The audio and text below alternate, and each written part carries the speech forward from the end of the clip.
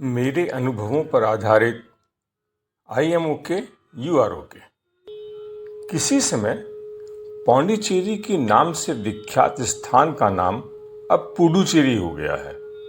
लोग संक्षिप्त में इसे पौंडी भी कहते हैं। हम इस पचड़े में न पड़कर इसे पुडुचेरी ही कहेंगे। इस स्थान को विश्व के मानचित्र में स्थान दिलाने का श्रेय श्री अरविंद, श्री मां और इनकी ही प्रेरणा से बने और बसे ऑरोविल को जाता है। श्री अरविंद आश्रम पुडुचेरी एक चाहर दीवारी में समाया हुआ नहीं है। इसके अलग अलग विभाग शहर के कई हिस्सों में फैले हैं। ऑरोविल तो लगभग 14 किलोमीटर की दूरी पर है। इन विभागों में एक है सबदा। जी हाँ, SABDA। इसे शब्द या शब्द कहने या समझने की भूल मत कीजिएगा। सबदा यानी Shri Aurobindo book distribution agency. शायद किसी समय इस विभाग से सिर्फ श्री अरविंद एवं श्री मां से संबंधित पुस्तकों का ही विक्रय वितरण हुआ करता होगा, लेकिन आज यहाँ से इसके अलावा आश्रम तथा आश्रम से जुड़े हुए कुटीर तथा हस्तशिल्प उद्योग की वस्तुओं का भी विक्रय होता है। ऐसे स्टोर पुडुचेरी के अलावा आश्रम की शाखाओं तथा अनेक केंद्रों में भी हैं। इनके अनेक उत्पादों में एक है सुगंधित तेल, एसेंस ऑयल। इस स्टोर में यह तेल अलग अलग अनेक खुशबू में उपलब्ध है। एक दिन एक महिला एक सबदा स्टोर में आई। उन्हें यही सुगंधित तेल लेना था। महिला जहां उसकी शीशियां सजी थी वहां पहुंची, एक सरसरी निगाह से उन्हें देखा और फिर अपने पसंद की खुशबू का तेल खोजना शुरू किया। सब शीशियां पैकिंग में सील की हुई थीं। इन्हीं शीशियों के सामने बिना सील की हुई शीशियां भी रखी थीं।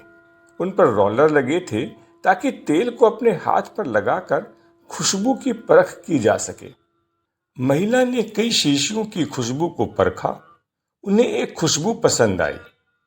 महिला उस शीशी को लेकर स्टोर के एक कर्मचारी प्रशांत के पास पहुंची और हाथ की शीशी दिखाकर कहा, मुझे इसकी एक शीशी चाहिए, लेकिन ये रोलर वाली नहीं चाहिए, सपाट मुंह वाली चाहिए जिससे बूंदें टपकाई जा सके। प्रशांत इस स्टोर में एक स्वयं सेवक के रूप में कई वर्षों से अपनी सेवा प्रदान कर रहे थे। एक प्रसन्नचित्त, कर्तव्यनिष्ठ, हंसमुख सेवक। कभी कोई तकरार होती, मुस्कुराते हुए अपने खास अंदाज में कहते, I am okay you are okay, और तकरार समाप्त हो जाती। प्रशांत ने मेज की दरार से एक शीशी निकाली जिसका मुंह सपाट था और उस महिला को दिखाकर पूछा, क्या आपको ऐसी शीशी चाहिए? हाँ, ऐसी ही चाहिए। आपने जहां से यह रोलर वाली शीशी उठाई है वहीं उसके पीछे रखी सील बंद शीशी ले लीजिए, प्रशांत ने सलाह दी। महिला असमंजस में पड़ गई। नहीं, मुझे वे रोलर वाली नहीं, सपाट मुंह वाली शीशी चाहिए।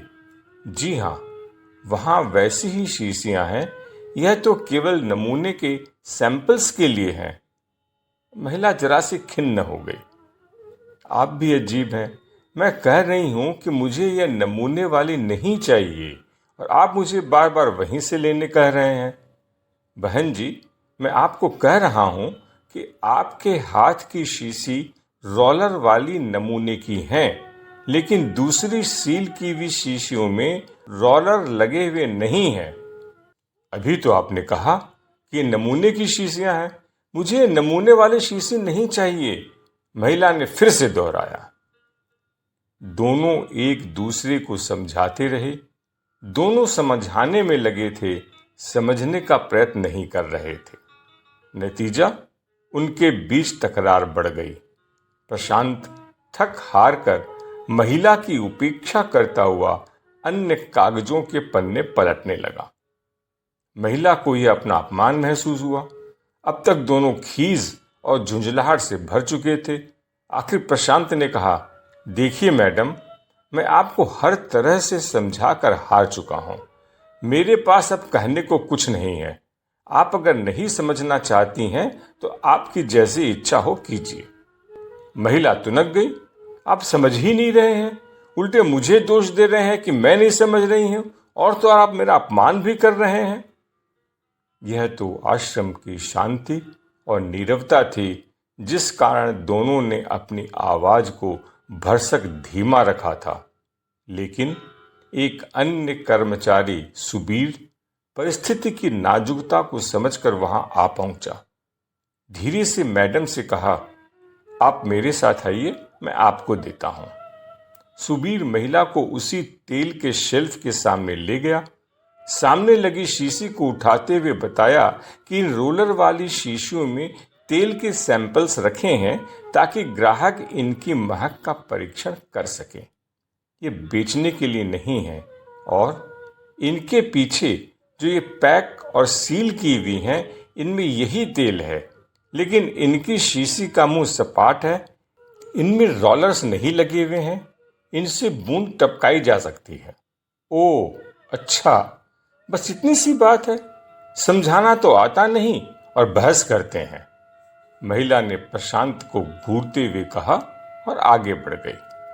प्रशांत कुछ कहने को उद्यत हुआ, तभी सुबीर उन दोनों के बीच आकर प्रशांत की ओर मुस्कुराते हुए कहा, I am okay, you are okay. Prashant के ओठों पर भी मुस्कुराहट आ गई। महिला बिलिंग सेक्शन की तरफ चली गई। बात सामान्य सी ही थी, बस समझ का फेर था।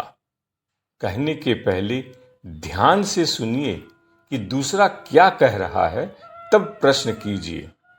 अगर सामने वाला समझ नहीं रहा है तो फिर से समझाने के पहले यह समझिए कि उसके समझने में कहाँ भूल हो रही है।